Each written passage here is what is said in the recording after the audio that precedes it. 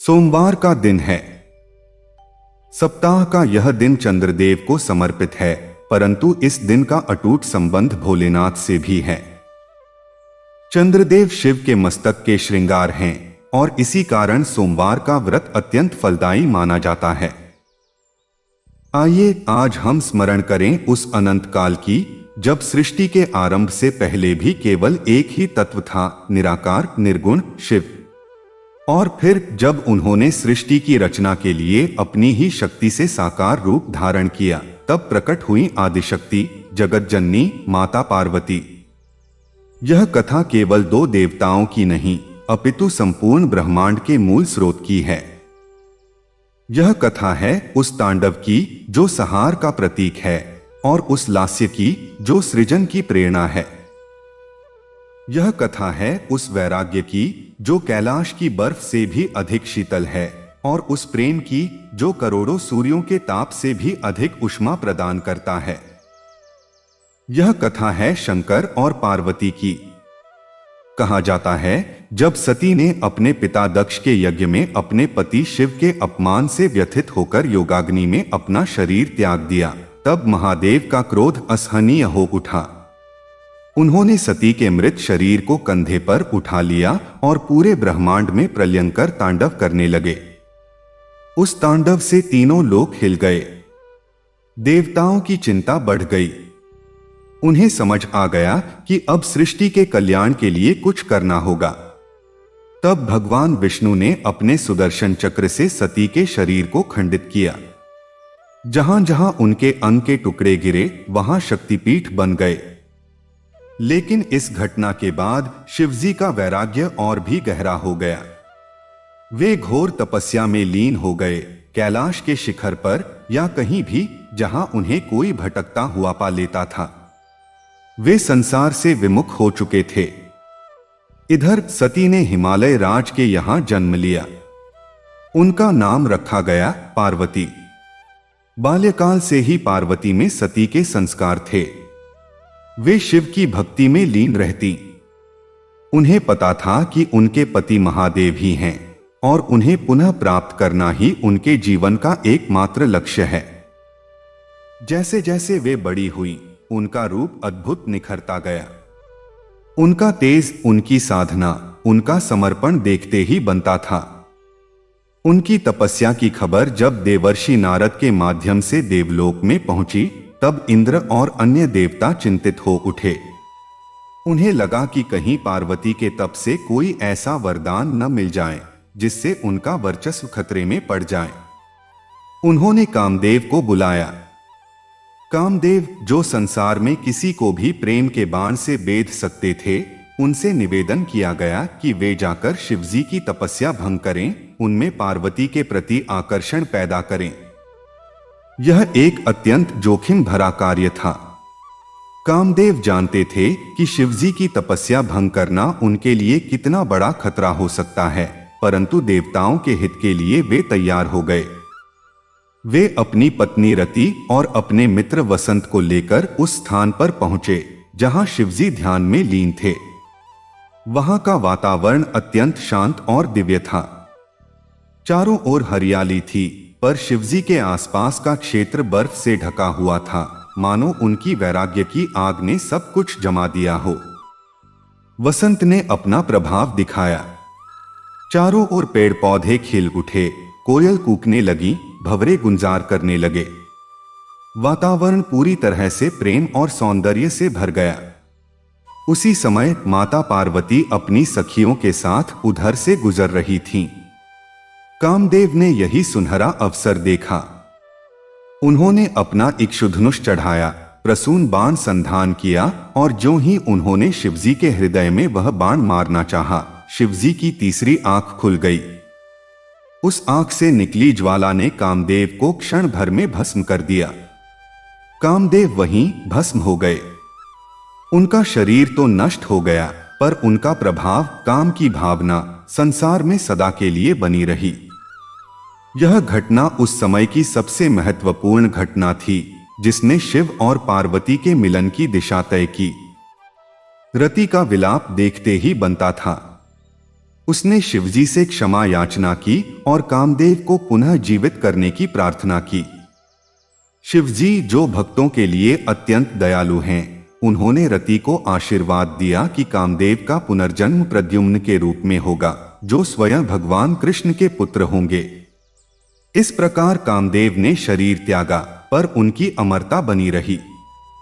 इधर माता पार्वती को जब यह पता चला कि उनके कारण ही कामदेव को यह दंड मिला, तो वे और भी दृढ़ हो गईं।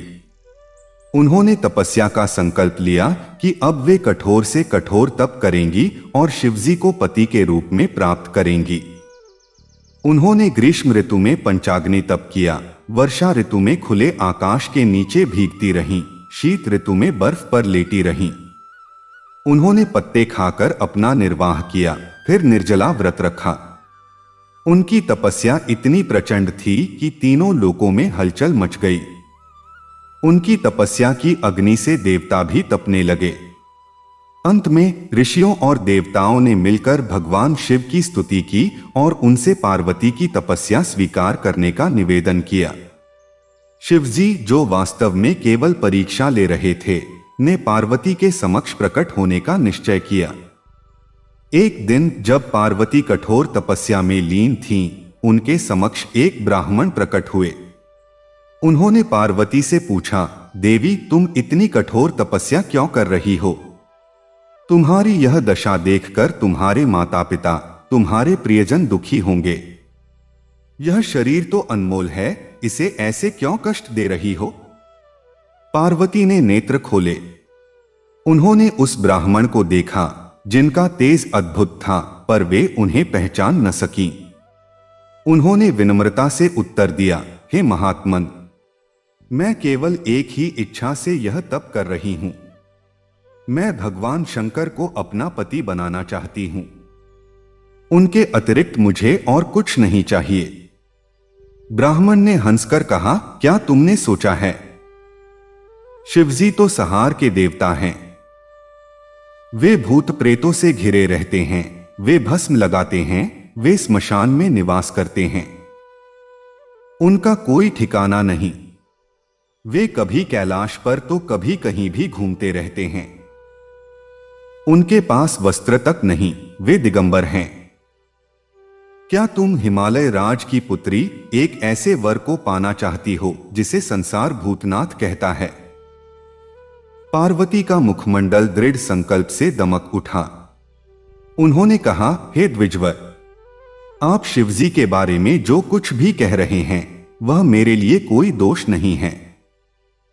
उनका स्मशान में वास, उनका भस्म से लेपन, उनका दिगंबर होना, यह सब उनके वैराग्य और त्याग का प्रतीक है। वे जहां रहते हैं वह स्थान ही कैलाश बन जाता है। वे जिसे अपना लेते हैं उसके सभी कष्ट दूर हो जाते हैं। उनके मस्तक पर चंद्रमा विराजता है, उनके गले में सर्प और मुंडमाला है, पर यह उनके क्रोध का नहीं, वरन मृत्यु पर विजय का प्रतीक है। वे सरल हैं, भोले हैं, इसलिए भोलेनाथ कहलाते हैं। आप उनके रूप रंग और रहन सहन की बात करते हैं, पर मैं तो उनके गुणों की, उनके हृदय की बात करती हूं। मैं उनके उस हृदय को पाना चाहती हूं जो दीनदयालु है, जो भक्तों के लिए सदा सुलभ है। मेरे लिए वही सबसे सुंदर हैं, वही सबसे श्रेष्ठ हैं। ब्राह्मण ने पुनः प्रश्न किया, किंतु क्या तुम जानती हो कि उनकी पहली पत्नी सती थीं और उनके प्रति उनका प्रेम अपार था? क्या वे तुम्हें स्वीकार कर पाएंगे? पार्वती की आंखें नम हो गईं, पर उनका स्वर अटल था, मैं जानती हूं। मैं स्वयं ही सती थी। मेरा शरीर बदल गया है, पर आत्मा वही है। शिव मेरे पति हैं और मैं उनकी पत्नी। यह जन्म जन्मांतर का संबंध है। कोई शक्ति इसे नहीं तोड़ सकती। यदि उनका प्रेम सती के प्रति सच्चा था तो वे मुझे भी पहचान लेंगे। उनके उत्तर सुनकर ब्राह्मण मुस्कुराए। उनका रूप बदलने लगा। वही तेजपुंज सामने था, वही दिव्य रूप, वही जटाधारी, चंद्रमौली, त्रिनेत्रधारी महादेव। उन्होंने पार्वती से कहा, उठो पार्वती, तुमने मेरी परीक्षा ले ली। मैं तुमसे प्रसन्न हूं। मैं तुम्हें स्वीकार करता हूं। तुम मेरी अर्धांगिनी बनोगी। पार्वती के नेत्रों से अश्रुओं की धारा बह निकली। यह खुशी के आंसू थे, तपस्या की सफलता के आंसू थे। उन्होंने शिवजी के चरण स्पर्श किए। शिवजी ने उन्हें आशीर्वाद दिया और कहा, आज से मैं शंकर हूं और तुम मेरी शक्ति पार्वती। मैं निर्गुण हूं, तुम सगुण। मैं निराकार हूं, तुम साकार। मेरे बिना तुम अधूरी हो और तुम्हारे बिना मैं।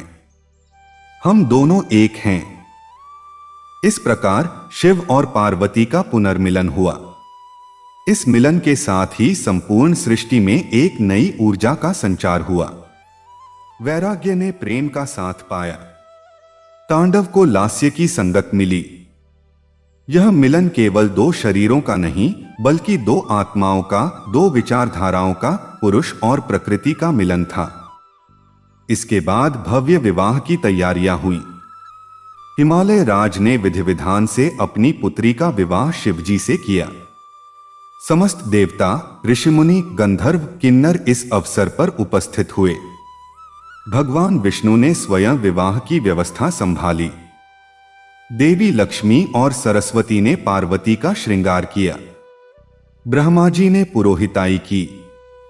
चारों ओर उल्लास था, आनंद था। विवाह के पश्चात शिव और पार्वती कैलाश पर्वत पर आ बसे।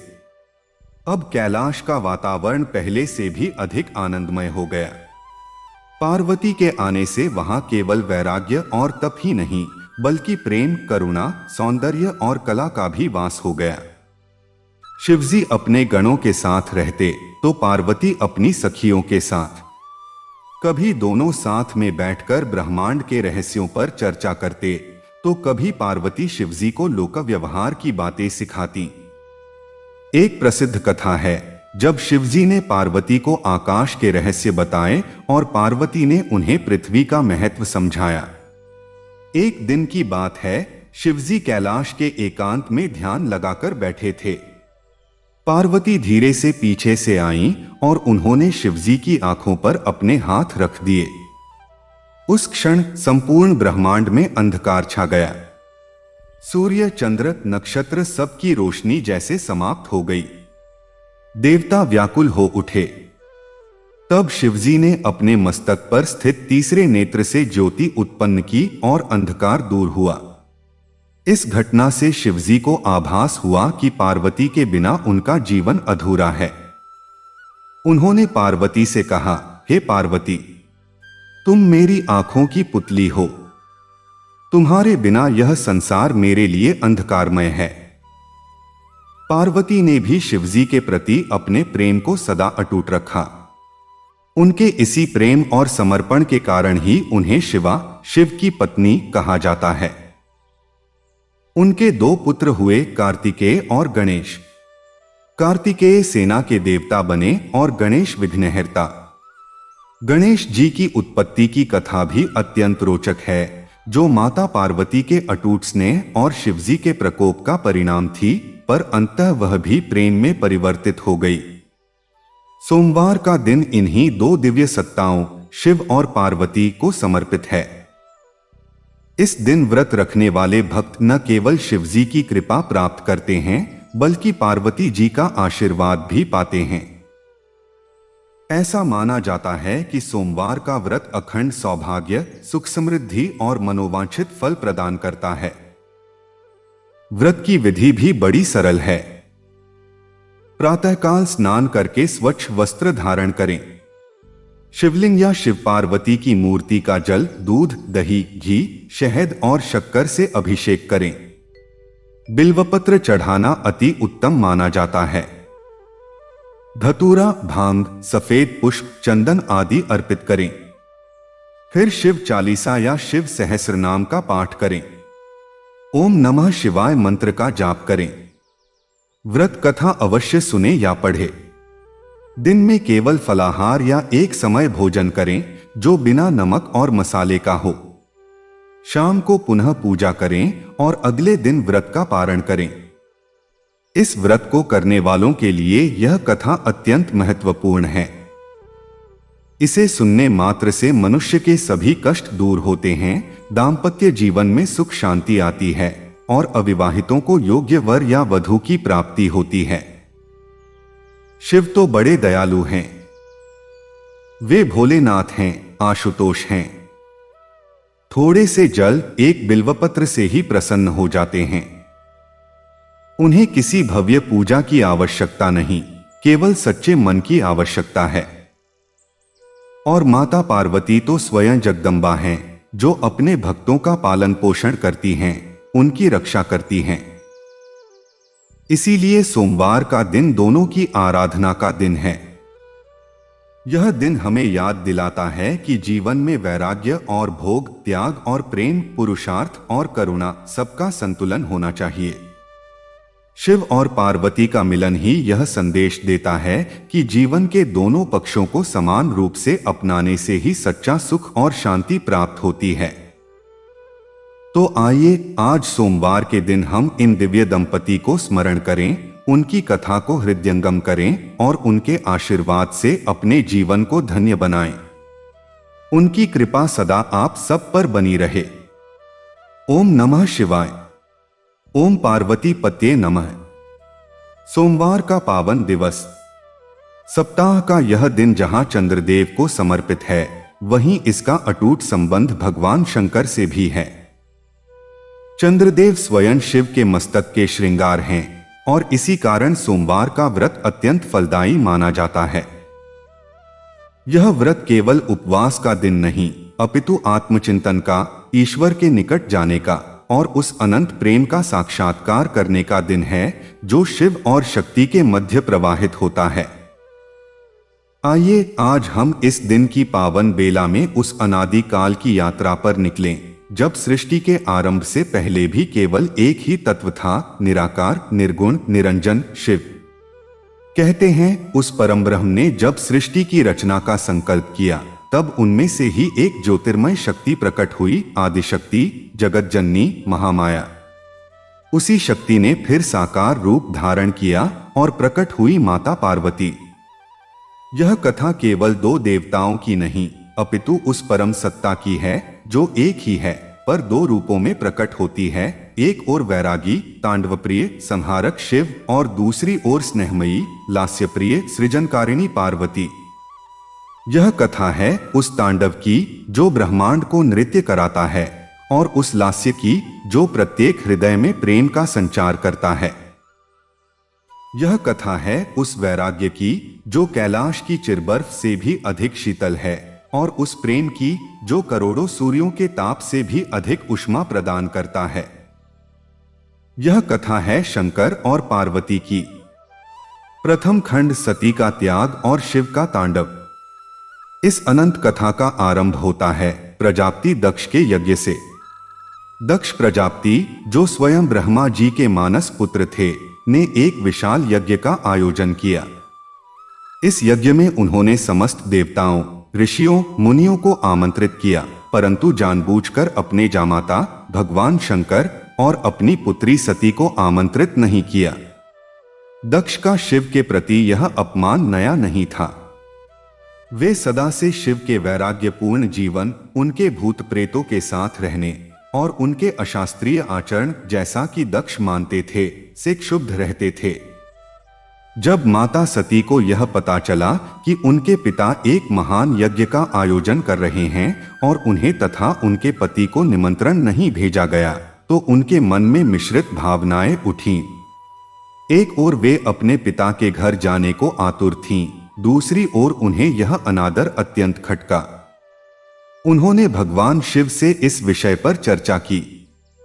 सती ने कहा, प्रभु, मेरे पिता इतना बड़ा यज्ञ कर रहे हैं, सभी देवता वहां जा रहे हैं, क्या हमें नहीं जाना चाहिए? यह मेरे पिता का घर है, मेरा मायका है, मैं वहां जाना चाहती हूं। भगवान शिव, जो सब कुछ जानते थे, ने सती को समझाया, हे देवी, तुम जानती हो कि दक्ष का मेरे प्रति भाव कैसा है। उन्होंने हमें निमंत्रण नहीं भेजा है। बिना निमंत्रण के वहां जाना उचित नहीं होगा। तुम्हारे पिता हमारा अपमान कर सकते हैं। परंतु सती का हृदय अपने मायके के प्रति लालायित था। उन्होंने कहा, प्रभु, पिता के घर जाने के लिए निमंत्रण की क्या आवश्यकता? पुत्री तो स्वतः ही आमंत्रित होती है। मैं केवल अपने परिवार से मिलने जाना चाहती हूं। शिवजी ने पुनः समझाया, देवी, मैं तुम्हें केवल सचेत कर रहा हूं। जाओ यदि तुम्हारा मन है, परंतु सावधान रहना। किसी भी प्रकार के अपमान को सहन मत करना। और याद रखना, मैं तुम्हारे साथ हूं, चाहे कुछ भी हो जाए। सती ने शिवजी का आशीर्वाद लिया और अपने पिता के यज्ञ में जाने के लिए प्रस्थान किया।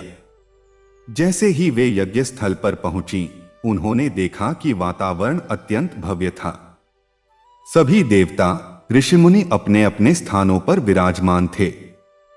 दक्ष प्रजापति यज्ञ की व्यवस्थाओं में व्यस्त थे। सती को देखकर प्रारंभ में तो सभी चकित हुए, परंतु दक्ष का मुख देखते ही बनता था। उनकी भौहें तन गईं। उन्होंने सती का स्वागत तो किया, परंतु उनके स्वर में वह गर्मजोशी नहीं थी जो एक पिता के हृदय में अपनी पुत्री के लिए होनी चाहिए।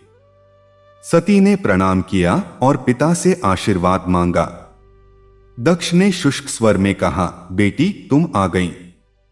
अच्छा हुआ, परंतु तुम्हारे पति कहाँ हैं? क्या वे अपने भूत प्रेतों के साथ कैलाश पर ही रह गए, या उन्हें किसी स्मशान में जाना था, या फिर उन्होंने कोई नया भस्म लगाने का प्रयोग ढूंढ लिया है? दक्ष के व्यंग्यपूर्ण शब्द सती के हृदय पर तीर की तरह लगे। उन्होंने संयम से कहा, पिताजी, आप ऐसा क्यों कह रहे हैं? भगवान शंकर तो देवाधिदेव हैं। वे समस्त देवताओं के स्वामी हैं।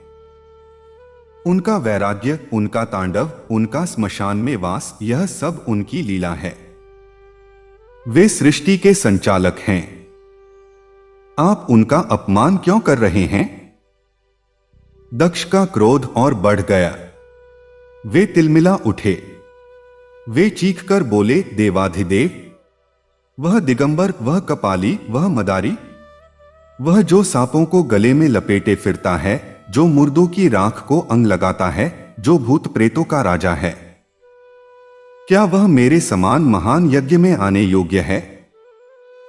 मैंने जानबूझकर उसे नहीं बुलाया। और तुम जो उसकी पत्नी हो, तुम्हें भी यहां नहीं आना चाहिए था। तुम मेरे कुल को कलंकित कर रही हो। यह सुनते ही सती के होश उड़ गए। उनके शरीर का रक्त जैसे सूख गया।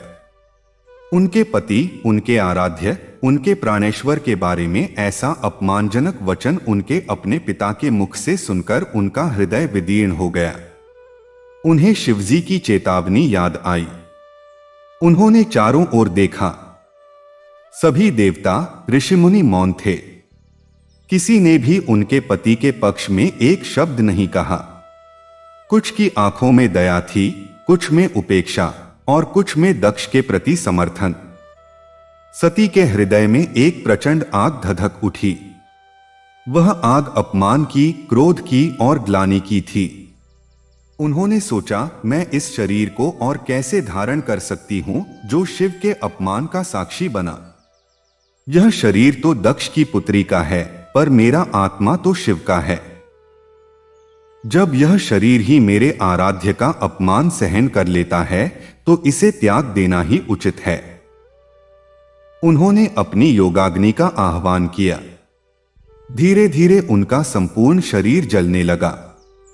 वहां उपस्थित सभी लोग चीख उठे, सती, ऐसा मत करो, परंतु सती ने किसी की एक न सुनी। वे केवल शिव का स्मरण कर रही थीं।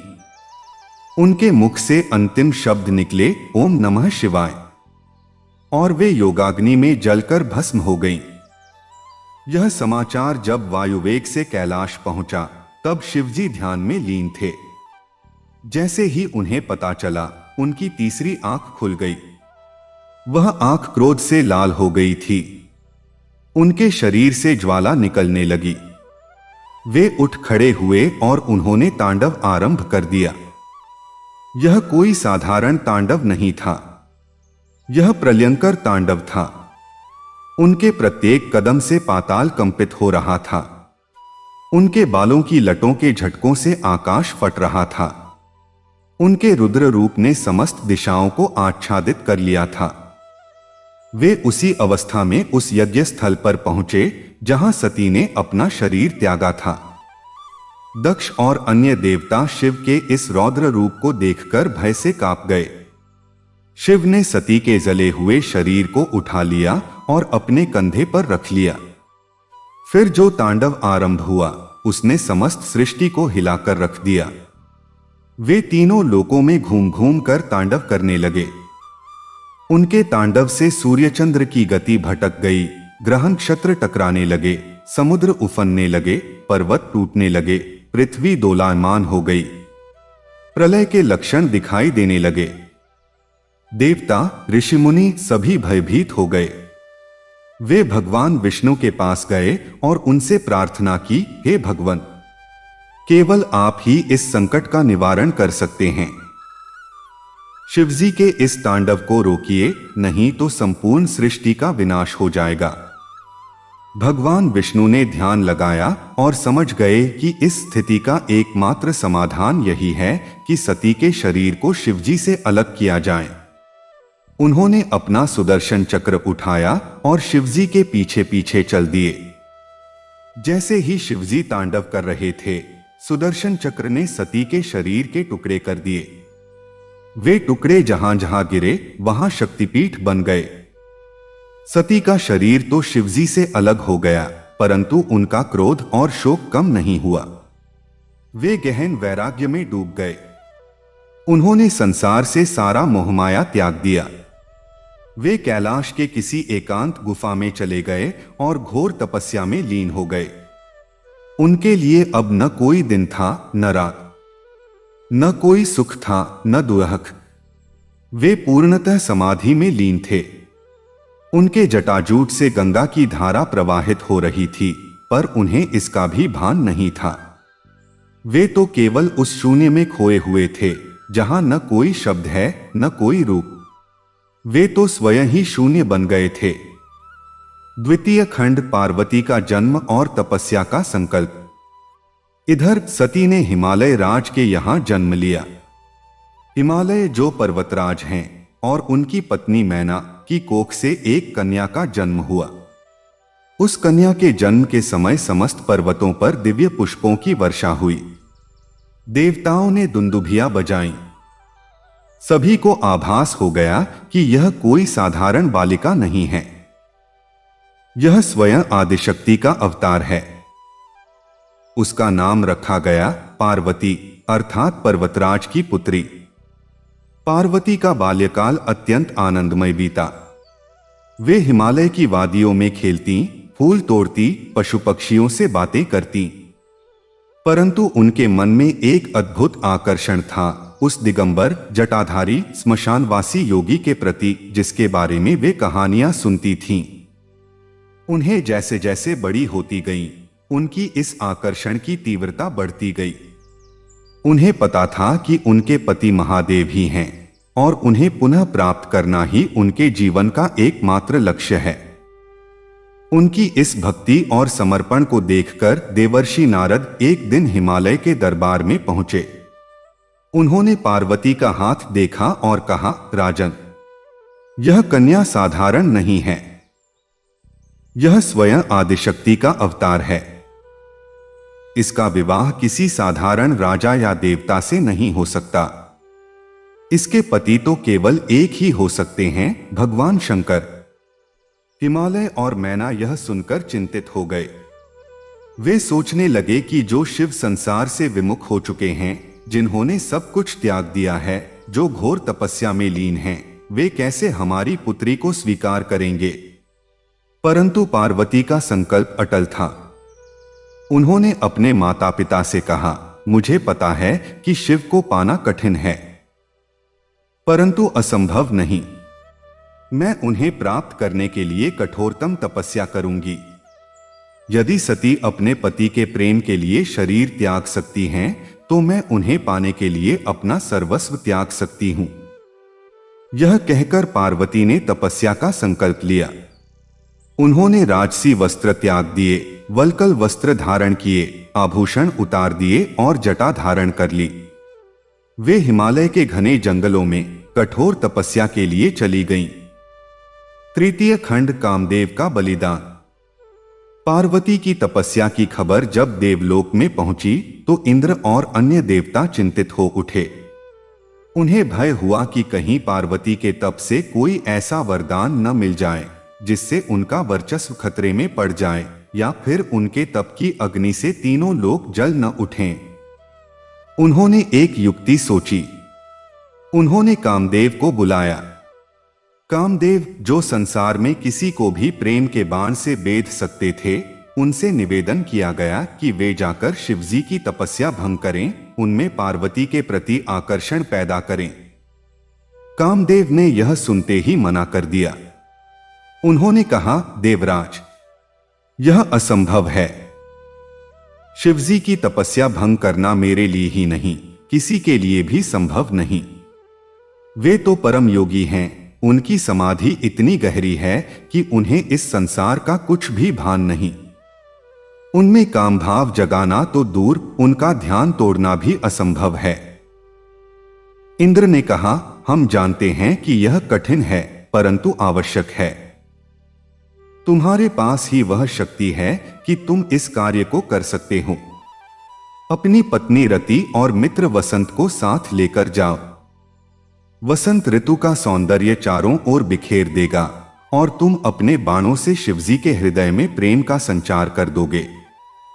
देवताओं के आग्रह पर कामदेव अंततः तैयार हो गए, परंतु वे जानते थे कि यह उनके लिए अंतिम यात्रा हो सकती है। वे रति के पास गए और उन्हें सारी बात बताई। रति का हृदय कांप उठा। उसने कामदेव को रोकने का बहुत प्रयास किया, परंतु कामदेव ने कहा, प्रिय, यह मेरा कर्तव्य है। देवताओं का कहना मानना ही होगा। तुम चिंता मत करो। शिवजी तो भोले हैं, दयालु हैं। वे मुझे क्षमा कर देंगे। कामदेव, रति और वसंत उस स्थान पर पहुंचे जहां शिवजी ध्यान में लीन थे। वह स्थान अत्यंत भयानक था। चारों ओर बर्फ की चादर बिछी हुई थी, विशाल विशाल शिलाखंड बिखरे पड़े थे और हर ओर एक अजीब सी शांति छाई हुई थी।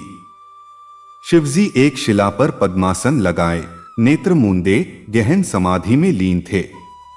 उनके शरीर पर बर्फ जमी हुई थी, पर उन्हें उसका कोई आभास नहीं था। उनके मस्तक से गंगा अविरल प्रवाहित हो रही थी और उनके गले में सर्प लिपटा हुआ था। वसंत ने अपना प्रभाव दिखाना शुरू किया। धीरे धीरे वहां का वातावरण बदलने लगा। बर्फ पिघलने लगी, जमीन से हरी हरी घास निकलने लगी। चारों ओर रंग बिरंगे फूल खिल उठे। वृक्षों पर नए पत्ते आ गए और कोयले कूकने लगी। ठंडी हवा के झोंके मंद मंद बहने लगे। वह भयानक स्थान अब एक सुंदर बगीचे में परिवर्तित हो गया। उसी समय माता पार्वती अपनी सखियों के साथ उधर से गुजर रही थीं। वे फूल चुन रही थीं और शिवजी के दर्शन के लिए उसी ओर बढ़ रही थीं। पार्वती का रूप उस वसंत के सौंदर्य को भी मात दे रहा था। उनके मुख पर तपस्या की आभा थी, नेत्रों में शिव के प्रति अनन्य प्रेम था और संपूर्ण शरीर से एक दिव्य तेज प्रकट हो रहा था। कामदेव ने यही सुनहरा अवसर देखा। उन्होंने अपना इक्षुधनुष चढ़ाया, उस पर पुष्पों की डोर चढ़ाई और 5 बाण संधान किए, उन्मादन, तापन, शोषण, सम्मोहन और मदन। उन्होंने अपने मन में संकल्प किया और शिवजी के हृदय पर बाण चलाने ही वाले थे कि शिवजी की समाधि भंग हुई। उनकी तीसरी आंख खुल गई।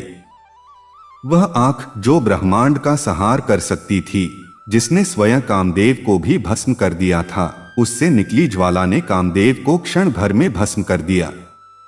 कामदेव वहीं भस्म हो गए।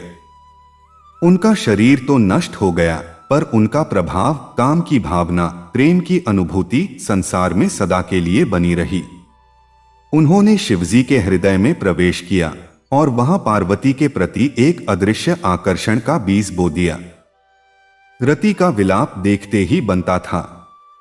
वह भूमि पर गिर पड़ी और विलाप करने लगी, हे महादेव, यह आपने क्या किया? मेरे पति तो केवल आपके आदेश का पालन कर रहे थे।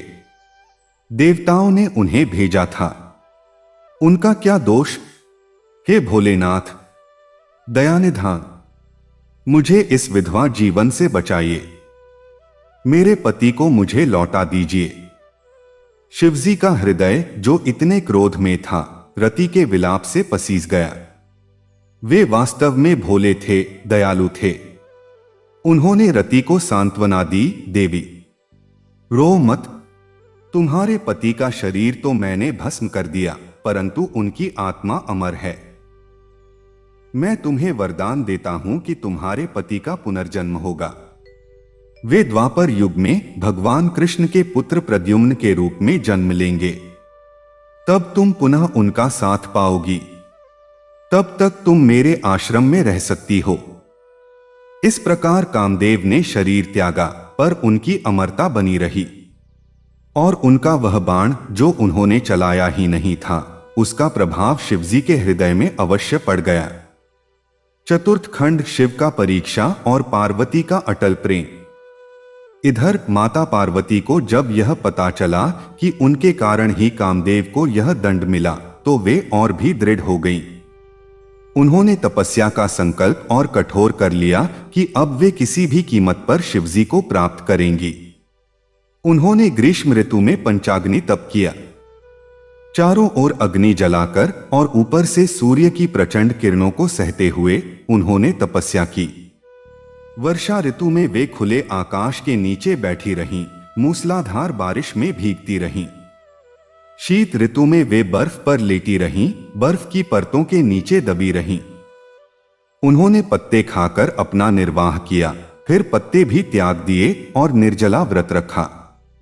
उनकी तपस्या इतनी प्रचंड थी कि तीनों लोकों में हलचल मच गई। उनके तप की अग्नि से देवता भी तपने लगे। उनकी तपस्या के प्रभाव से हिमालय की बर्फ पिघलने लगी, नदियों का प्रवाह बढ़ गया, वनों में हरियाली छा गई। ऋषिमुनि उनकी तपस्या की प्रशंसा करने लगे। अंत में ऋषियों और देवताओं ने मिलकर भगवान शिव की स्तुति की और उनसे पार्वती की तपस्या स्वीकार करने का निवेदन किया। शिवजी, जो वास्तव में केवल परीक्षा ले रहे थे और जिनके हृदय में पार्वती के प्रति पहले से ही प्रेम जागृत हो चुका था, उन्होंने पार्वती के समक्ष प्रकट होने का निश्चय किया। परंतु वे यह देखना चाहते थे कि पार्वती का प्रेम और समर्पण कितना गहरा है। एक दिन जब पार्वती कठोर तपस्या में लीन थीं, उनके समक्ष एक ब्राह्मण प्रकट हुए। वे अत्यंत तेजस्वी थे, उनकी दाढ़ी लंबी थी, उन्होंने भस्म धारण किया हुआ था और उनके हाथ में एक दंड था। उन्होंने पार्वती से पूछा, देवी, तुम कौन हो? इतनी कठोर तपस्या क्यों कर रही हो? तुम्हारी यह दशा देखकर तुम्हारे माता पिता, तुम्हारे प्रियजन दुखी होंगे। यह शरीर तो अनमोल है जो तुम्हें इस जन्म में मिला है। इसे ऐसे क्यों कष्ट दे रही हो? तुम्हारा यह रूप, यह यौवन, यह सौंदर्य, क्या इसका कोई मूल्य नहीं? पार्वती ने धीरे से नेत्र खोले। उन्होंने उस ब्राह्मण को देखा, पर उनके तेज के सामने वे क्षण भर के लिए चकित रह गईं। उन्होंने विनम्रता से उत्तर दिया, हे महात्मन, मैं हिमालय राज की पुत्री हूं, मेरा नाम पार्वती है। मैं केवल एक ही इच्छा से यह तप कर रही हूं। मैं भगवान शंकर को अपना पति बनाना चाहती हूं। उनके अतिरिक्त मुझे और कुछ नहीं चाहिए। मेरे लिए यह शरीर, यह यौवन, यह सौंदर्य तभी सार्थक है जब शिव मुझे स्वीकार करें, अन्यथा यह सब व्यर्थ है। ब्राह्मण हंसे। उन्होंने व्यंग्यपूर्ण स्वर में कहा, क्या तुमने सोचा है? शिवजी तो संहार के देवता हैं। वे भूत प्रेतों से घिरे रहते हैं, वे भस्म लगाते हैं, वे स्मशान में निवास करते हैं। उनका कोई ठिकाना नहीं। वे कभी कैलाश पर तो कभी कहीं भी घूमते रहते हैं। उनके पास वस्त्र तक नहीं, वे दिगंबर हैं। क्या तुम हिमालय राज की पुत्री एक ऐसे वर को पाना चाहती हो जिसे संसार भूतनाथ कहता है, जिसे कंकालधारी कहता है, जिसे कपाली कहता है? तुम्हारे माता पिता क्या कहेंगे? समाज क्या कहेगा? पार्वती का मुखमंडल दृढ़ संकल्प से दमक उठा। उनकी आंखों में एक अद्भुत चमक आ गई। उन्होंने कहा, हे द्विजवर, आप शिवजी के बारे में जो कुछ भी कह रहे हैं वह मेरे लिए कोई दोष नहीं है।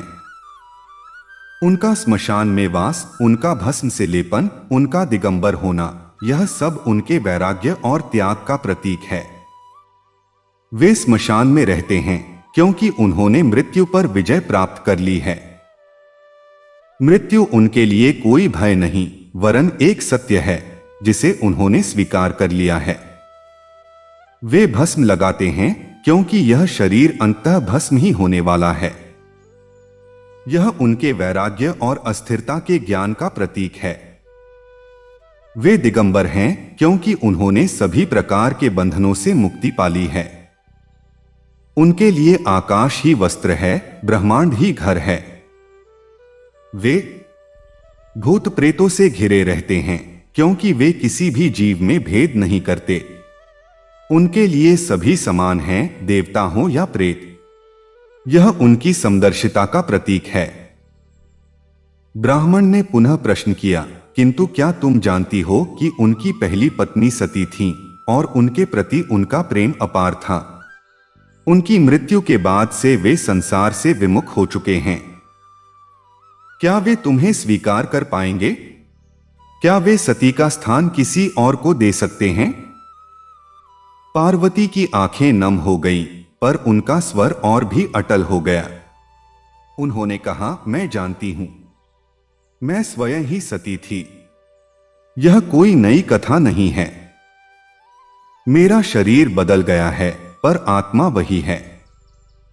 शिव मेरे पति हैं और मैं उनकी पत्नी। यह जन्म जन्मांतर का संबंध है।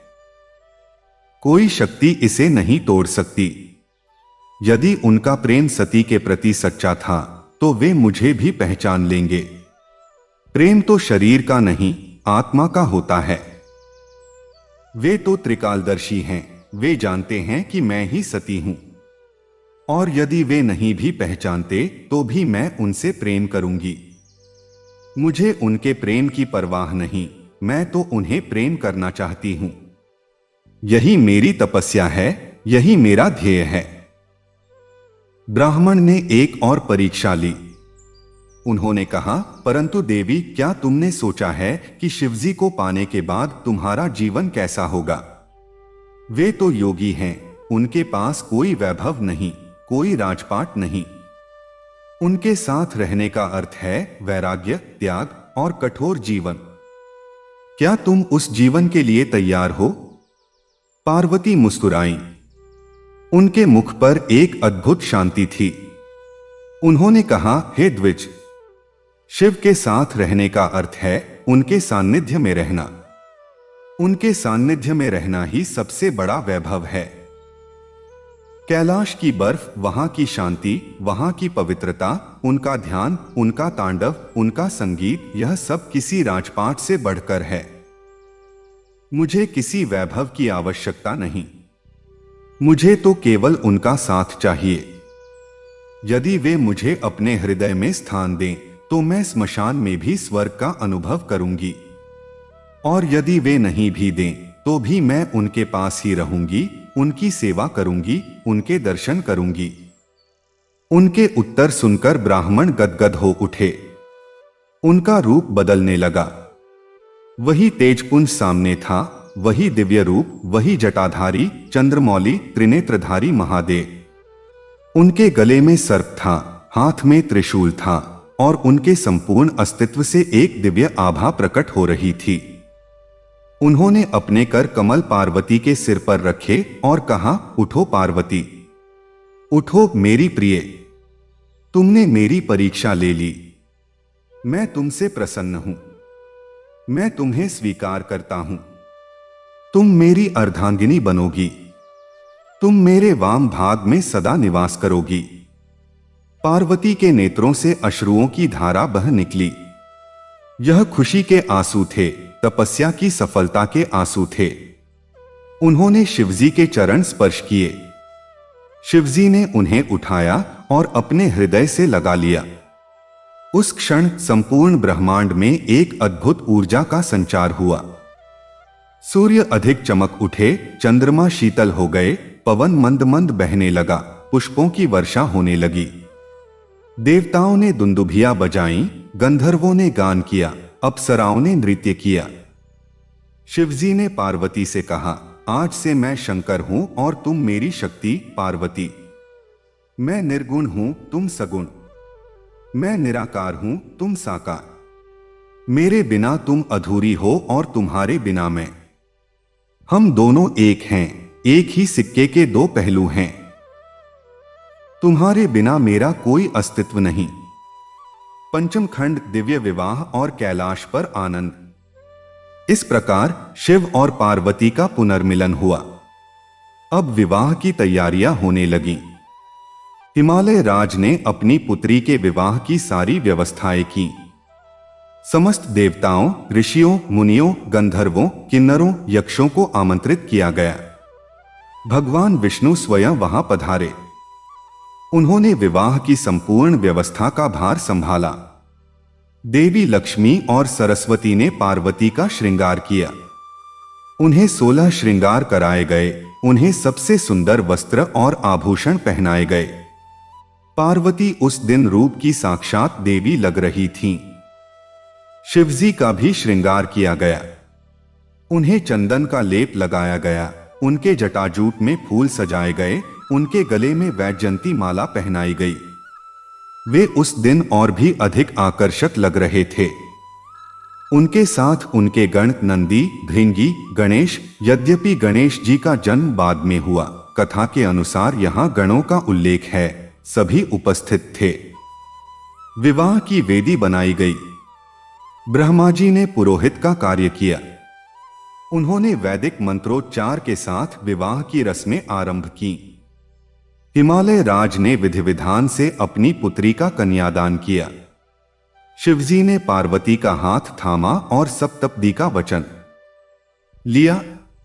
उन्होंने वचन दिया कि वे जन्म जन्मांतर तक पार्वती का साथ निभाएंगे, उनकी रक्षा करेंगे, उनका सम्मान करेंगे और उन्हें कभी अकेला नहीं छोड़ेंगे। विवाह पूरा होने पर सभी ने नवदंपति को आशीर्वाद दिया। देवताओं ने पुष्प वर्षा की। गंधर्वों ने मधुर गीत गाए। अप्सराओं ने मनमोहक नृत्य किया। चारों ओर उल्लास था, आनंद था। समस्त सृष्टि इस दिव्य विवाह की साक्षी बनी। विवाह के पश्चात शिव और पार्वती कैलाश पर्वत पर आ बसे। अब कैलाश का वातावरण पहले से भी अधिक आनंदमय हो गया। पार्वती के आने से वहां केवल वैराग्य और तप ही नहीं, बल्कि प्रेम, करुणा, सौंदर्य और कला का भी वास हो गया। शिवजी के कठोर तप ने एक नई कोमलता पाई। उनका रौद्र रूप शांत हुआ और सौम्य रूप प्रकट हुआ। पार्वती ने कैलाश को सजाना शुरू किया। उन्होंने वहां बगीचे लगवाए, रंग बिरंगे फूल खिलवाए, झरने बहवाए। शिवजी के गण अब पार्वती की सेवा में लग गए। नंदी उनके वाहन बने, भृंगी उनके सेवक बने। शिवजी अब अधिक समय पार्वती के साथ बिताने लगे। वे कभी कैलाश की वादियों में साथ साथ टहलते, कभी किसी गुफा में बैठकर ध्यान करते, कभी ब्रह्मांड के रहस्यों पर चर्चा करते। पार्वती शिवजी को संसार की बातें बताती, लोक व्यवहार सिखाती। शिवजी पार्वती को योग, ध्यान और आध्यात्मिक ज्ञान देते। दोनों में अद्भुत सामंजस्य था। षष्ठम खंड, शिव पार्वती संवाद और प्रेम की अमर कहानियां। कैलाश पर शिव पार्वती के दिव्य जीवन की अनेक कथाएं प्रसिद्ध हैं। एक बार की बात है, पार्वती ने शिवजी से पूछा, प्रभु आप मुझसे कितना प्रेम करते हैं? शिवजी मुस्कुराए और बोले, देवी, यह प्रश्न तो वैसा ही है जैसे कोई सूर्य से पूछे कि तुम प्रकाश से कितना प्रेम करते हो, या फिर नदी पूछे कि तुम जल से कितना प्रेम करती हो। मैं और तुम एक हैं। हमारा प्रेम तो स्वयं सिद्ध है। पार्वती ने पुनः पूछा, फिर भी मैं जानना चाहती हूं, बताइए न। तब शिवजी ने कहा, सुनो पार्वती, जितना सूर्य को अपनी किरणों से प्रेम है, जितना चंद्रमा को अपनी चांदनी से, जितना समुद्र को अपनी लहरों से, जितना पृथ्वी को अपने वृक्षों से, उससे कहीं अधिक मैं तुमसे प्रेम करता हूं। तुम मेरे अस्तित्व का आधार हो। तुम्हारे बिना मैं शव के समान हूं, इसलिए तो मुझे शिव कहा जाता है, और तुम शव के बिना अधूरी हो, इसलिए तुम शक्ति हो।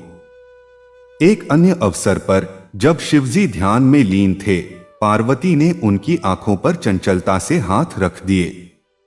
उस क्षण संपूर्ण ब्रह्मांड में अंधकार छा गया। सूर्य, चंद्र, नक्षत्र सबकी रोशनी जैसे समाप्त हो गई। देवता व्याकुल हो उठे। तब शिवजी ने अपने मस्तक पर स्थित तीसरे नेत्र से ज्योति उत्पन्न की और अंधकार दूर हुआ। इस घटना के बाद शिवजी ने पार्वती से कहा, देवी, तुमने आज मुझे एक महत्वपूर्ण बात सिखा दी। मैंने जाना कि तुम्हारे बिना मेरा जीवन अंधकारमय है। तुम मेरी आंखों की पुतली हो। तुम ही मेरे जीवन का प्रकाश हो। एक दिन पार्वती ने शिवजी से पूछा, प्रभु, आप मुझे इतना महत्व क्यों देते हैं? आप तो स्वयं ही सर्वशक्तिमान हैं। शिवजी ने गंभीर होकर उत्तर दिया, सुनो पार्वती, मैं शक्ति के बिना शव मात्र हूं। यह ब्रह्मांड मेरी इच्छा से नहीं, तुम्हारी शक्ति से संचालित होता है। मैं संकल्प मात्र हूं, तुम उस संकल्प को कार्य रूप देने वाली हो। मैं बीज हूं, तुम वह भूमि हो जिसमें वह बीज पनपता है। मैं आकाश हूं, तुम वायु हो जो उस आकाश में गति लाती है। इसलिए तुम मुझसे कम नहीं, अपितु मेरी पूरक हो। इन संवादों के माध्यम से शिव पार्वती का प्रेम और भी गहराता गया। उनके इस प्रेम की चर्चा तीनों लोकों में होने लगी। यह प्रेम केवल पति पत्नी का नहीं था, बल्कि यह आत्मा और परमात्मा का, पुरुष और प्रकृति का, ज्ञान और क्रिया का मिलन था। सप्तम खंड, संतानों का जन्म और परिवार का विस्तार। शिव पार्वती के विवाह के पश्चात देवताओं को एक चिंता सताने लगी। तारकासुर नामक एक प्रबल असुर ने घोर तपस्या करके ब्रह्मा जी से वरदान प्राप्त कर लिया था कि उसकी मृत्यु केवल शिवपुत्र के हाथों होगी। शिवजी तो योगी थे, उनसे पुत्र की कोई संभावना नहीं थी। इसलिए तारकासुर ने तीनों लोकों में अत्याचार मचा रखा था। देवता शिव पार्वती से प्रार्थना करने लगे कि वे पुत्र रत्न की प्राप्ति का वरदान दें। एक दिन की बात है, देवता और ऋषिमुनि कैलाश पहुंचे और उन्होंने शिव पार्वती की स्तुति की। उन्होंने तारकासुर के अत्याचारों का वर्णन किया और निवेदन किया कि शिवजी से पुत्र उत्पन्न हो जो उस असुर का वध कर सके। शिवजी ने देवताओं की प्रार्थना स्वीकार की। उन्होंने अपनी तीसरी आंख खोली और उसमें से अग्नि के 6 कण प्रकट हुए। वे अग्नि के कण वायु द्वारा गंगा में ले जाए गए और फिर गंगा ने उन्हें सरवन नामक स्थान पर स्थापित कर दिया। वहां उन 6 कणों से 6 बालक उत्पन्न हुए। उन बालकों को कृत्तिका नामक 6 अप्सराओं ने दूध पिलाया और उनका पालन पोषण किया। वे 6 बालक एक साथ मिलकर एक ही बालक के रूप में परिवर्तित हो गए, जिनके 6 मुख थे। उनका नाम रखा गया कार्तिकेय, अर्थात कृत्तिकाओं द्वारा पालित। उन्हें स्कंद, सुब्रह्मण्य, मुरुगन आदि नामों से भी जाना जाता है। कार्तिकेय ने बड़े होकर तारकासुर का वध किया और देवताओं को उसके आतंक से मुक्ति दिलाई। इसके बाद एक और अद्भुत घटना घटी। एक दिन जब पार्वती स्नान कर रही थीं, उन्होंने अपने मैल से एक बालक की रचना की। उन्होंने उस बालक को अपना पुत्र बना लिया और उसे द्वार पर पहरा देने का आदेश दिया। उन्होंने कहा, तुम मेरे द्वारपाल हो। जब तक मैं स्नान कर रही हूं किसी को भी अंदर मत आने देना। उसी समय भगवान शिव वहां आए। उन्होंने देखा कि एक अनजान बालक द्वार पर खड़ा है और उन्हें अंदर जाने से रोक रहा है। शिवजी ने कहा, बालक, मैं शिव हूं, यह मेरा घर है, मुझे अंदर जाने दो।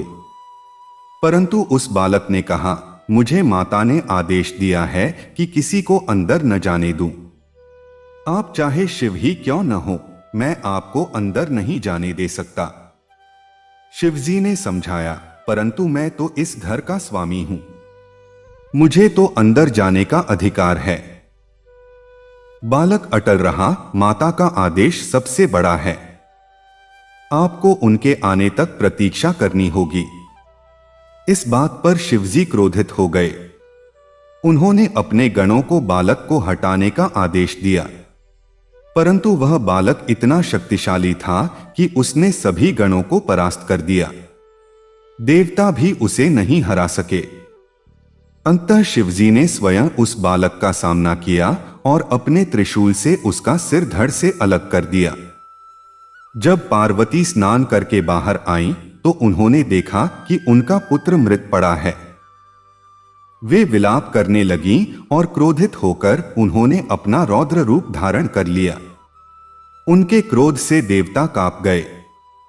शिवजी ने उन्हें शांत करने का प्रयास किया।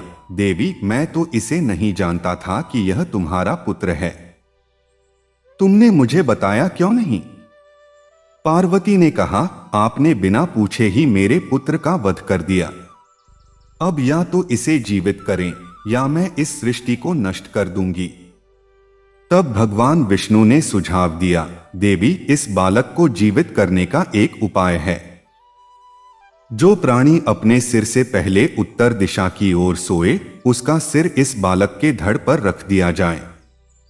देवताओं ने एक हाथी को ढूंढा जो उत्तर दिशा की ओर सिर करके सो रहा था। उस हाथी का सिर काटकर उस बालक के धड़ पर रख दिया गया।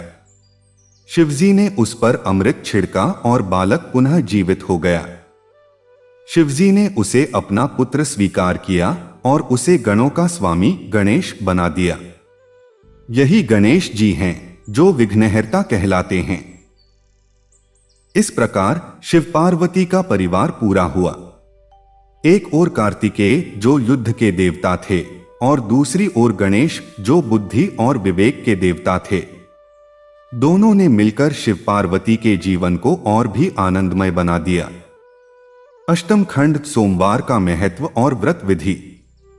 अब हम समझ सकते हैं कि सोमवार का दिन शिव पार्वती के लिए इतना महत्वपूर्ण क्यों है। सोम का अर्थ है चंद्रमा, जो शिवजी के मस्तक का श्रृंगार है। चंद्रमा मन का कारक है और शिवजी मन के स्वामी हैं। सोमवार का व्रत रखने से मन शांत होता है, एकाग्रता बढ़ती है और चित्त में स्थिरता आती है। इस दिन शिव पार्वती की पूजा का विशेष महत्व है। ऐसा माना जाता है कि इस दिन व्रत रखने और शिव पार्वती की कथा सुनने से मनुष्य के सभी कष्ट दूर होते हैं, दाम्पत्य जीवन में सुख शांति आती है, अविवाहितों को योग्य वर या वधू की प्राप्ति होती है और संतान सुख की प्राप्ति होती है। व्रत की विधि इस प्रकार है। प्रातःकाल ब्रह्मा मुहूर्त में उठकर स्नान करें, स्वच्छ वस्त्र धारण करें, पूजा स्थल को साफ करके गंगाजल से पवित्र करें। शिवलिंग या शिव पार्वती की मूर्ति का जल, दूध, दही, घी, शहद और शक्कर से अभिषेक करें। यह पंचामृत अभिषेक कहलाता है। इसके बाद शिवलिंग पर बिल्वपत्र चढ़ाएं। बिल्वपत्र शिवजी को अत्यंत प्रिय है। धतूरा, भांग, भस्म, चंदन, सफेद पुष्प, अक्षत आदि अर्पित करें। शिवजी को सफेद रंग प्रिय है, इसलिए सफेद वस्त्र, सफेद पुष्प, सफेद चंदन का उपयोग करें। पार्वती जी को लाल रंग प्रिय है, इसलिए उन्हें लाल पुष्प, लाल चंदन, सिंदूर आदि अर्पित करें। अब शिव चालीसा, शिव सहस्र नाम या ओम नमः शिवाय मंत्र का जाप करें। सोमवार व्रत कथा का पाठ करें या सुनें। आरती करें और भोग लगाएं। शिवजी को भांग, धतूरा, मदिरा प्रतीकात्मक और पार्वती जी को विभिन्न प्रकार के व्यंजन, मिठाइयाँ, फल आदि अर्पित किए जाते हैं। व्रत में केवल फलाहार या एक समय भोजन करें जो बिना नमक और मसाले का हो। कुछ लोग निर्जला व्रत भी रखते हैं। व्रत का पारण अगले दिन सूर्योदय के बाद करें। इस व्रत को करने वालों के लिए यह कथा अत्यंत महत्वपूर्ण है। इसे श्रद्धा और भक्ति के साथ सुनने से मनुष्य के सभी पाप नष्ट होते हैं, मनोकामनाएं पूर्ण होती हैं और अंततः मोक्ष की प्राप्ति होती है। नवम खंड, शिव और पार्वती की लीलाएं और शिक्षाएं। शिव और पार्वती के जीवन से हमें अनेक शिक्षाएं मिलती हैं। उनके जीवन की प्रत्येक घटना, प्रत्येक लीला हमें कुछ न कुछ सिखाती है। पहली शिक्षा है प्रेम का महत्व। शिव और पार्वती का प्रेम केवल शारीरिक आकर्षण नहीं था, बल्कि आत्मिक था। पार्वती ने शिव के रूप, उनके वैभव या उनकी शक्ति के लिए उनसे प्रेम नहीं किया, बल्कि उनके अंतरतम के लिए, उनके व्यक्तित्व के लिए प्रेम किया। उन्होंने शिव के वैराग्य, उनके त्याग, उनके रौद्र रूप को भी सहर्ष स्वीकार किया। यही सच्चा प्रेम है, किसी को वैसे ही स्वीकार करना जैसे वह है, उसे बदलने की कोशिश न करना। दूसरी शिक्षा है तपस्या और धैर्य का महत्व। पार्वती ने कठोरतम तपस्या की। उन्होंने वर्षों तक कष्ट सहे, परंतु उन्होंने धैर्य नहीं खोया। उनका विश्वास अटल रहा कि एक दिन शिव उन्हें अवश्य स्वीकार करेंगे। यही धैर्य और विश्वास हमें भी जीवन में सफलता दिलाता है। हमें भी अपने लक्ष्य के प्रति अटल रहना चाहिए, चाहे कितनी भी कठिनाइयां क्यों न आए। तीसरी शिक्षा है समर्पण का महत्व। पार्वती ने शिव के प्रति पूर्ण समर्पण कर दिया। उन्होंने अपना सब कुछ, सुख, वैभव, अहंकार सब त्याग दिया। इस समर्पण के कारण ही वे शिव की अर्धांगिनी बन सकीं। यह हमें सिखाता है कि जीवन में कुछ पाने के लिए कुछ खोना भी पड़ता है। समर्पण का अर्थ दास्ता नहीं, बल्कि स्वयं को उस परम सत्ता के हवाले करना है जो हमारा मार्गदर्शन करती है। चौथी शिक्षा है संतुलन का महत्व। शिव और पार्वती दो विपरीत ध्रुवों के प्रतीक हैं। शिव वैरागी हैं, पार्वती भोगिनी। शिव संहारक हैं, पार्वती सृजनकारिणी। शिव रौद्र हैं, पार्वती सौम्य। इन दोनों के मिलन से ही जीवन संतुलित होता है। यह हमें सिखाता है कि जीवन में वैराग्य और भोग, कर्म और ज्ञान, प्रेम और कर्तव्य सबका संतुलन होना चाहिए। पांचवी शिक्षा है परिवार का महत्व। शिव ने पार्वती के साथ विवाह किया, उनसे संतान उत्पन्न की और एक आदर्श परिवार की स्थापना की। यह हमें सिखाता है कि गृहस्थ जीवन त्याग का विरोधी नहीं है, अपितु त्याग और भोग का समन्वय है। शिवजी स्वयं गृहस्थ हैं, परंतु उनका त्याग अद्वितीय है। इस प्रकार गृहस्थ जीवन में रहते हुए भी त्याग और वैराग्य का भाव रखा जा सकता है। दशम खंड, उपसंहार। सोमवार का यह पावन दिन हमें इन सभी शिक्षाओं की याद दिलाता है। यह दिन हमें शिव और पार्वती के उस अमर प्रेम की याद दिलाता है जो युगों युगों से अटूट है। यह दिन हमें उस तपस्या की याद दिलाता है जिसने पार्वती को शिव की अर्धांगिनी बना दिया। यह दिन हमें उस समर्पण की याद दिलाता है जो सच्चे प्रेम का आधार है। आज के इस भौतिकवादी युग में जहां रिश्ते क्षणिक होते जा रहे हैं, जहां प्रेम का अर्थ केवल शारीरिक आकर्षण रह गया है, वहां शिव पार्वती की यह कथा हमें सच्चे प्रेम का, अटूट समर्पण का और आदर्श दाम्पत्य जीवन का मार्ग दिखाती है।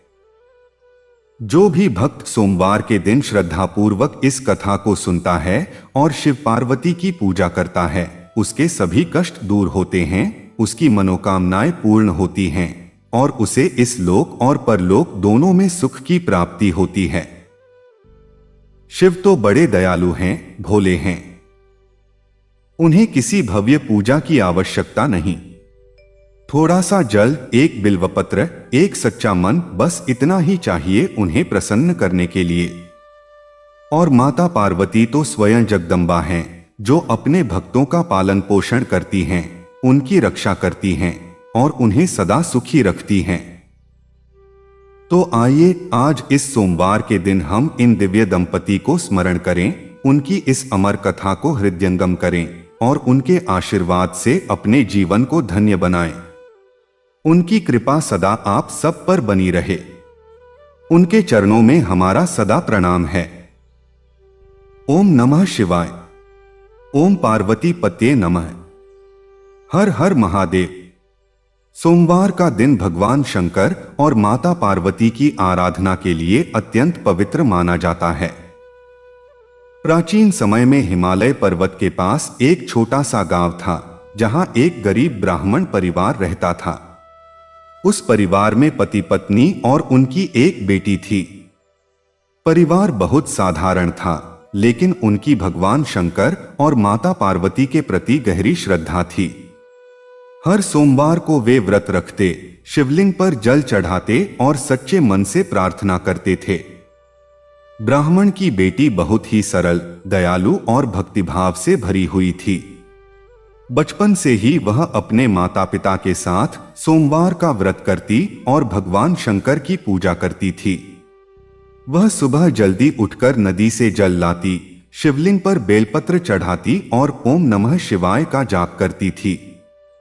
उसकी भक्ति इतनी सच्ची थी कि पूरे गांव में उसकी चर्चा होने लगी। समय बीतता गया और वह लड़की बड़ी हो गई। ब्राह्मण को अब उसकी शादी की चिंता सताने लगी। वह बहुत गरीब था, इसलिए उसे डर था कि कहीं उसकी बेटी का अच्छा विवाह न हो पाए। एक दिन वह मंदिर में बैठकर भगवान शंकर से प्रार्थना कर रहा था कि तभी एक वृद्ध साधु वहां आए। साधु ने ब्राह्मण से पूछा, तुम इतने चिंतित क्यों हो? ब्राह्मण ने विनम्रता से अपनी परेशानी बताई। साधु मुस्कुराए और बोले, तुम चिंता मत करो, तुम्हारी बेटी बहुत भाग्यशाली है। उसकी भक्ति से प्रसन्न होकर स्वयं भगवान शंकर और माता पार्वती उसकी रक्षा करेंगे। ब्राह्मण ने साधु की बात सुनी, लेकिन फिर भी उसके मन में चिंता बनी रही। उसी रात भगवान शंकर और माता पार्वती कैलाश पर्वत पर बैठे संसार की बातों पर विचार कर रहे थे। माता पार्वती ने भगवान शंकर से कहा, प्रभु, पृथ्वी पर आपकी एक भक्त कन्या है जो हर सोमवार आपका व्रत रखती है और सच्चे मन से आपकी पूजा करती है। वह बहुत गरीब है और उसके पिता उसकी शादी को लेकर चिंतित हैं। हमें उसकी मदद करनी चाहिए। भगवान शंकर मुस्कुराए और बोले, देवी, सच्ची भक्ति कभी व्यर्थ नहीं जाती। चलो हम उसकी परीक्षा भी लें और उसे आशीर्वाद भी दें। अगले सोमवार की सुबह वह लड़की हमेशा की तरह मंदिर में पूजा करने आई। उसी समय एक सुंदर युवक और एक साधारण स्त्री वहां आए। वे वास्तव में भगवान शंकर और माता पार्वती थे, लेकिन उन्होंने साधारण मनुष्य का रूप धारण किया हुआ था। युवक ने लड़की से पूछा, तुम हर सोमवार यहां पूजा करने क्यों आती हो? लड़की ने हाथ जोड़कर कहा, मैं भगवान शंकर और माता पार्वती की भक्त हूं। मैं उनसे यही प्रार्थना करती हूं कि मेरे माता पिता हमेशा सुखी रहें और मुझे भी एक अच्छा जीवन साथी मिले जो धर्म और भक्ति को समझे। उसकी सच्चाई और सरलता देखकर माता पार्वती बहुत प्रसन्न हुई। उन्होंने भगवान शंकर से धीरे से कहा, प्रभु, देखिए इस कन्या का मन कितना पवित्र है। भगवान शंकर ने कहा, हाँ देवी, इसकी भक्ति सच्ची है। तभी उन्होंने उस लड़की को आशीर्वाद देते हुए कहा, तुम्हारी सभी मनोकामनाएं पूरी होंगी। तुम्हें एक योग्य और सद्गुणी पति मिलेगा और तुम्हारे परिवार में सुख और समृद्धि आएगी। यह कहकर वे दोनों वहां से अदृश्य हो गए। लड़की को समझ आ गया कि वे कोई साधारण मनुष्य नहीं थे। उसने तुरंत शिवलिंग के सामने सिर झुका लिया और आंसुओं के साथ भगवान का धन्यवाद किया। कुछ ही दिनों बाद एक अच्छे और संस्कारी परिवार से उस लड़की के लिए विवाह का प्रस्ताव आया। वह परिवार समृद्ध भी था और धार्मिक भी। ब्राह्मण ने खुशी खुशी अपनी बेटी का विवाह वहां कर दिया। विवाह के बाद भी वह लड़की हर सोमवार भगवान शंकर और माता पार्वती का व्रत और पूजा करती रही। समय के साथ उसके घर में सुख समृद्धि बढ़ने लगी। उसके माता पिता भी खुश रहने लगे। पूरे गांव में यह बात फैल गई कि सच्चे मन से सोमवार का व्रत और भगवान शंकर पार्वती की भक्ति करने से जीवन में सुख, शांति और समृद्धि आती है। एक दिन वह लड़की अपने पति के साथ मंदिर में पूजा करने गई। वहां उसने मन ही मन कहा, हे भगवान शंकर, हे माता पार्वती, आपने मेरी छोटी सी भक्ति को स्वीकार किया और मेरे जीवन को सुखों से भर दिया। मैं हमेशा आपकी भक्त रहूंगी। कहते हैं उसी समय मंदिर में एक हल्की सी दिव्य रोशनी प्रकट हुई और ऐसा लगा जैसे भगवान शंकर और माता पार्वती उसे आशीर्वाद दे रहे हों। इस कथा से यह सीख मिलती है कि जो व्यक्ति सच्चे मन, श्रद्धा और विश्वास के साथ सोमवार का व्रत करता है और भगवान शंकर तथा माता पार्वती की पूजा करता है, उसके जीवन के दुख धीरे धीरे दूर हो जाते हैं।